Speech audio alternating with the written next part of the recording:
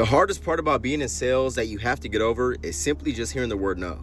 Anybody who's in sales can relate to this, but I promise you, not being afraid of the word no is a literal superpower in sales. Because this is what happens, right? You get into sales because you hear about sales, you hear how you can make a lot of money in sales, and immediately when you get into sales, you get messed up on the phones. Or, if you're in person doing door-to-door, you get messed up, people tell you no, and that makes or breaks some people. Because of course, you gotta learn to find what the pain is for somebody who wants your product and how your product can solve that, and then being able to communicate with your demographic, whatever type of person you're selling to. But the biggest thing is just the mindset, right? People hear no, then they hear no again, then they hear no, and then next thing you know, they're out of sales. They don't like being in sales because they heard no a lot. When in reality, every single no that you hear in sales is one step closer to a yes. I mean, it's that simple. If you're in sales and you're working off of warm leads and you have consistent warm leads coming in every single day, you know for a fact that every single no you hear is one step closer to a yes. You know what I'm saying? Emotion is never part of your sales process. So your job is simply just to get in contact with the client, pitch them, and close them, right?